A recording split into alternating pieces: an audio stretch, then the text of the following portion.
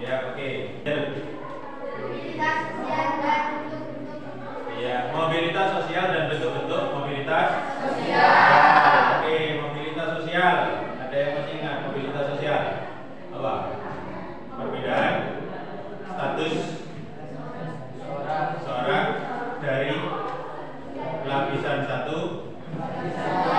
Betul. Bentuk-bentuk mobilitas sosial.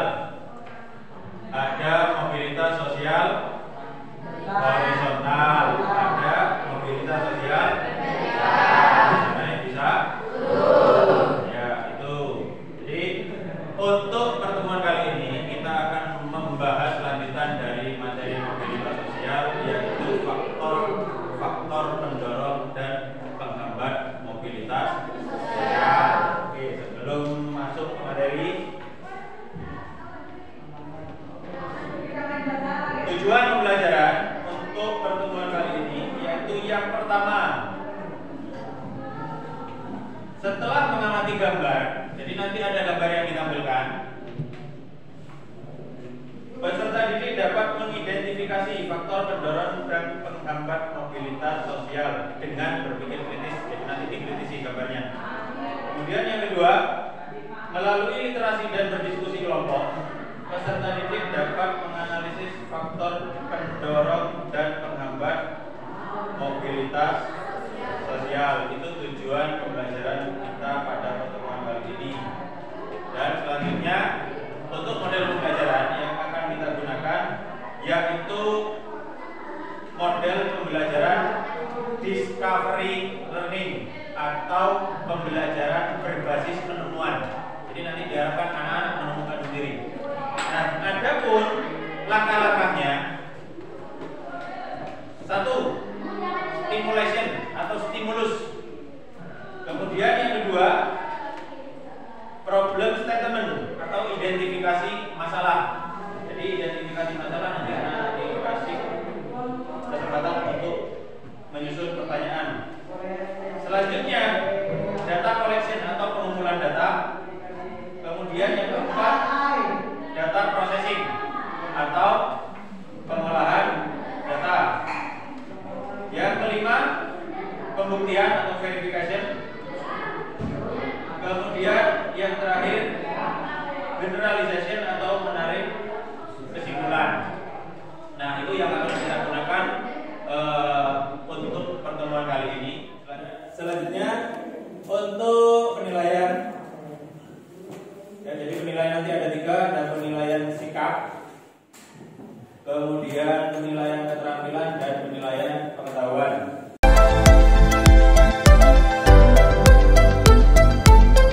Baik, anak-anak, untuk memulai pembelajaran, coba perhatikan dari beberapa gambar yang akan saya tampilkan.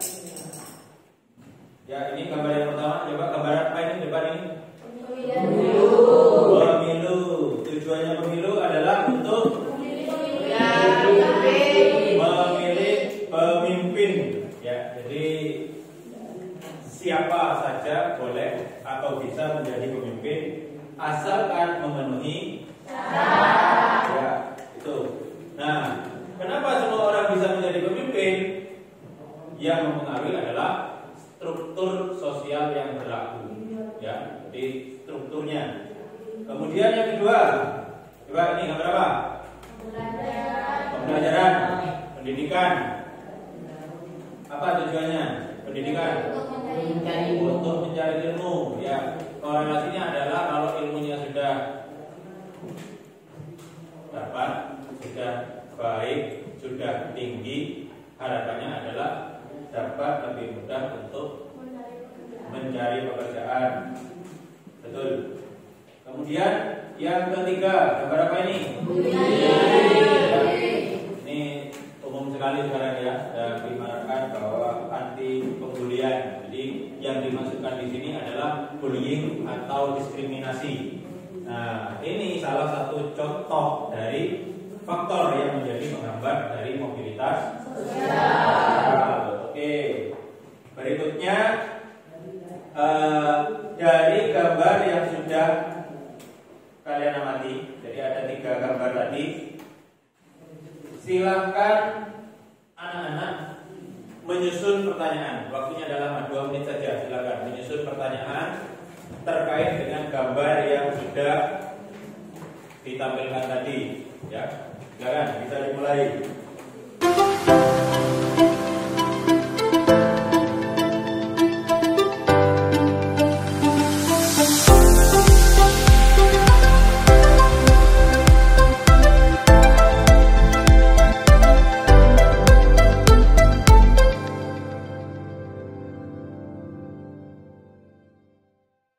Sudah? Sudah? Ya, coba yang mau mengajukan pertanyaan. Oke. Menjadi penghambat terjadinya mobilitas sosial. Diulangi. Kenapa kemiskinan menjadi penghambat terjadinya mobilitas sosial? Ya, kenapa kemiskinan menjadi penghambat terjadinya mobilitas sosial? Yang mau jawab? Ya, Debbie. Karena apabila seseorang mengalami kemiskinan, maka orang tersebut cenderung sulit untuk mendapatkan pendidikan. Sehingga dengan pendidikan rendah, seseorang akan sulit untuk memperoleh pekerjaan. Iya, jadi kalau ditekankan ya, jadi dengan keterbatasan secara ekonomi, kemudian rendahnya pendidikan, maka seseorang tersebut akan sulit untuk mengalami perpindahan status sosial atau mobilitas sosial. Oke, coba satu lagi yang mau bertanya. Ya, Rehan. Kenapa faktor individu menjadi faktor untuk seseorang menjadi mobilitas sosial? Ya, kenapa faktor individu menjadi penyebab seseorang mengalami mobilitas sosial? Yang mau jawab? Oke, tidak. Karena setiap individu memiliki perbedaan dalam hal sikap, pengetahuan, dan keterampilan. Karena adanya pengetahuan dan keterampilan akan memudahkan individu untuk mengalami mobilitas sosial. Ya, tepuk tangan dulu.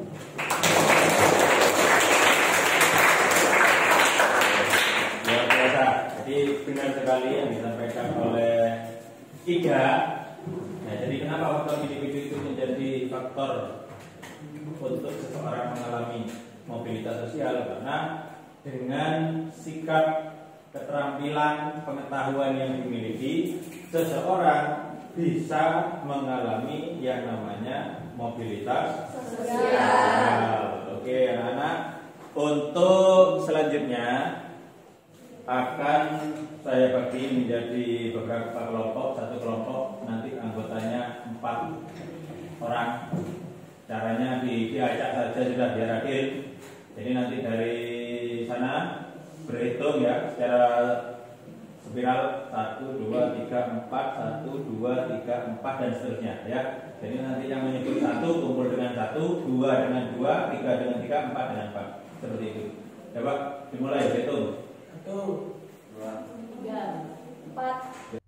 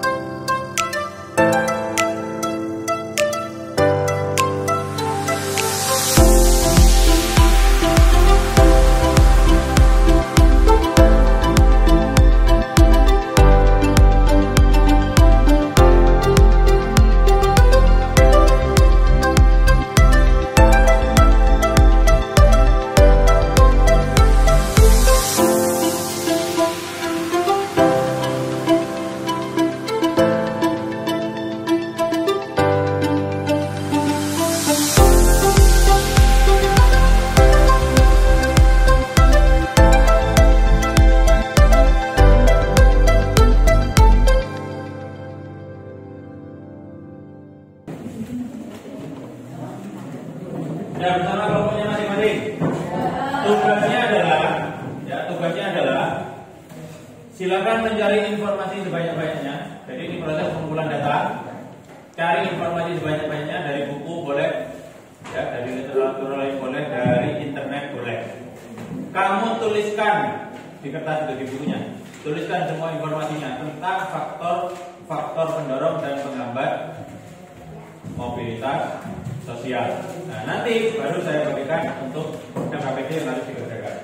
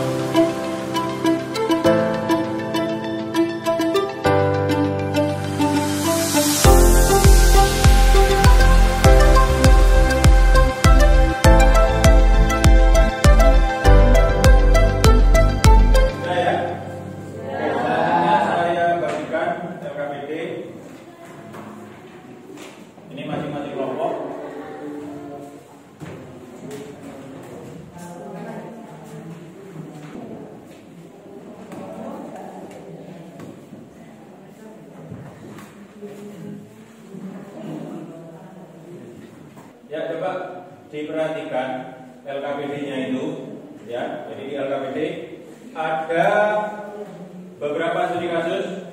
Dari informasi yang sudah kalian kumpulkan tadi, silahkan didiskusikan bersama kelompoknya masing-masing, kemudian diisikan di LKPD-nya.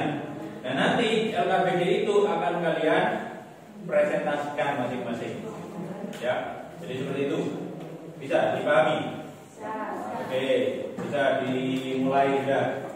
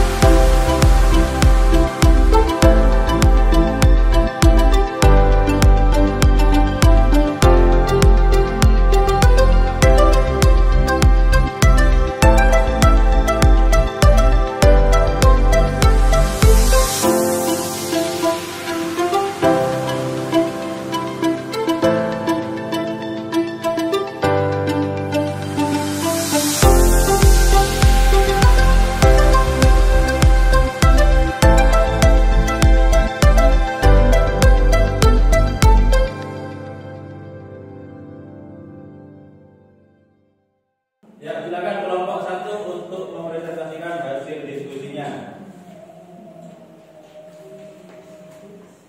Perkenalkan, nama saya Najwa Bikanelia. Saya dari kelompok 1. Saya akan mempresentasikan nomor 1.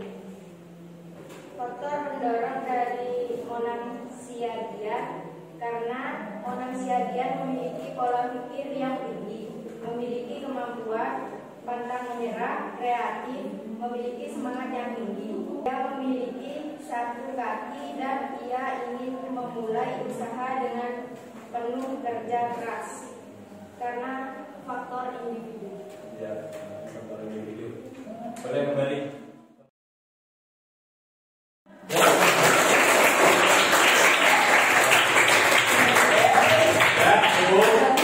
Ya, selanjutnya sebelum mengakhiri pembelajaran hari ini, ya, kita buat kesimpulan dulu. Jadi dari faktor-faktor pendorong mobilitas sosial, faktor apa yang menjadi faktor pendorong paling utama? Dari beberapa faktor itu, coba Faktor individu. Ya, jadi betul sekali. Jadi faktor yang paling utama untuk menjadi pendorong mobilitas sosial adalah faktor individu. Karena bagaimanapun akan kembali ke bagaimana individu itu masing-masing.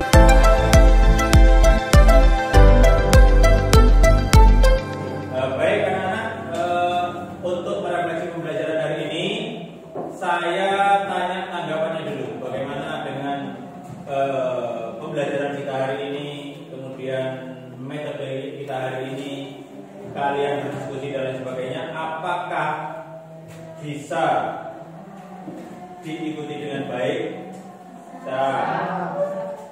Bisa dipahami? Bisa. Ya, terima kasih anak-anak. Untuk pertemuan selanjutnya kita akan melanjutkan materi lanjutan, yaitu saluran mobilitas sosial dan dampak mobilitas sosial.